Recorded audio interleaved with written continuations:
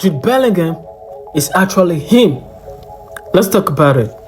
Welcome to my channel. I am your host, the Footy Iconic. Coming to this match, everybody was expecting this match to be Team Erling Haaland versus Team Harry Kane.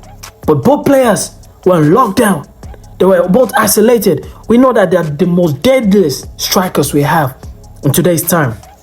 But Norway took the first shot in the person of Andreas Schöne.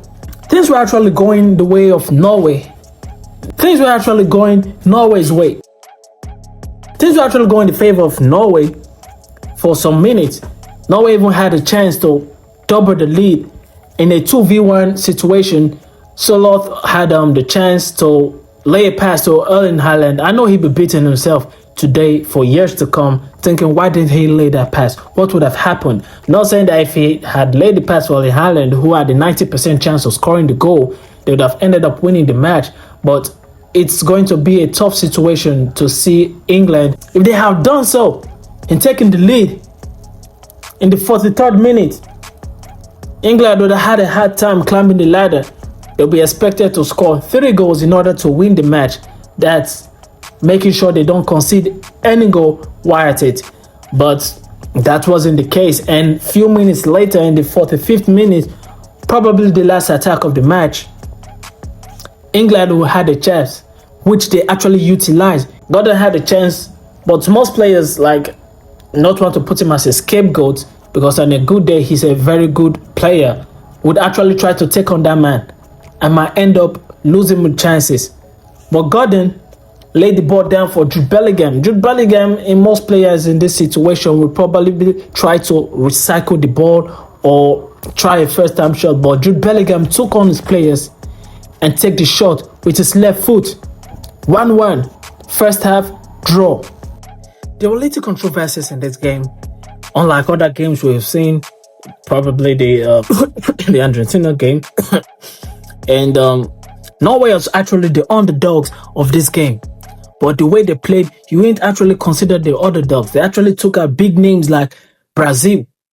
Not that everybody was expecting them to do pretty well in the tournament.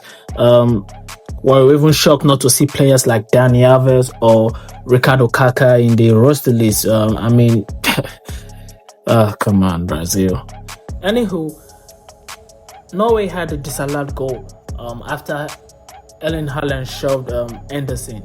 You know, things like this are things that we see overturned in the Premier League, but when it comes to international football like this, you don't expect to get away with things like this. Good call from the referee.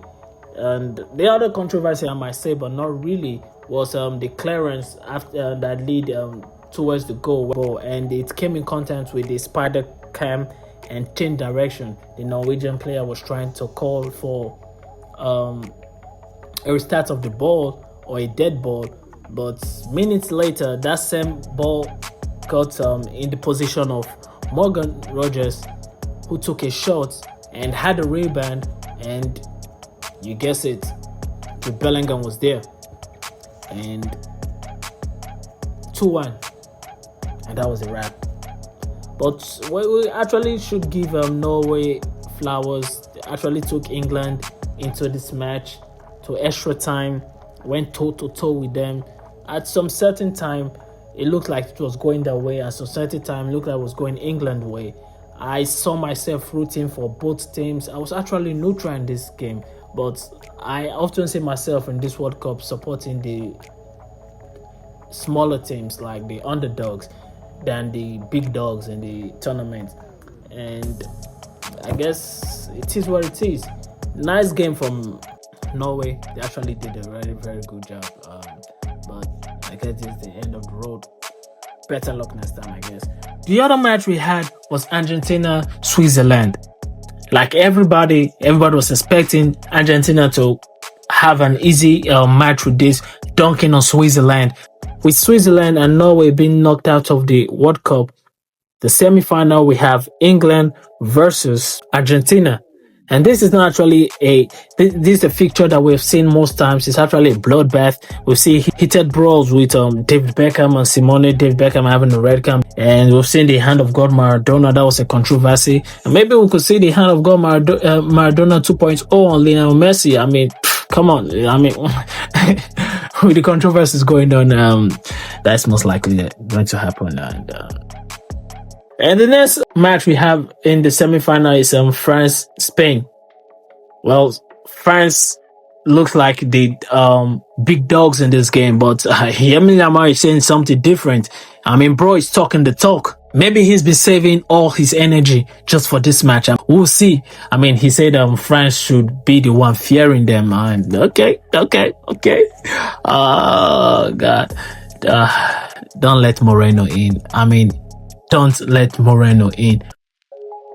Talisman has gone to Man United, and I think they're already planning on replacing Bruno. I mean, I won't be shocked after that. I mean, seeing the stinker he dropped in the World Cup, I wouldn't want to talk about Bruno.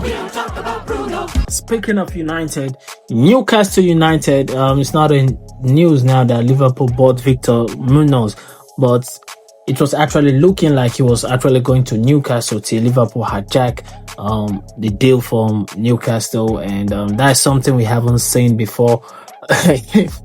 Being a Liverpool fan myself, it's quite funny. And adding salt to injury, Aston Villa also hijacked signing of Mozambique from Newcastle, and Newcastle actually going through a lot this season because Tonelli actually left for Tottenham. Tottenham, of all people, Tonelli left Newcastle for Tottenham. That's a shock. Guimaraes is actually pushing for a move to Arsenal. I mean, seeing the penalty he missed in the World Cup, this is a match made in heaven. If you know any Newcastle fan, please, if you have a friend that's a Newcastle fan, anybody, give them a hug. They need it because they're actually going through a lot.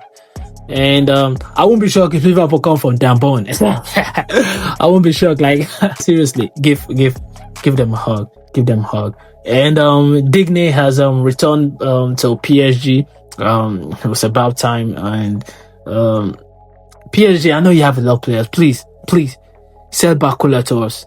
We won't even give you 10 million if you buy Diomande and sell Bakula to us. Please, we're on our knees.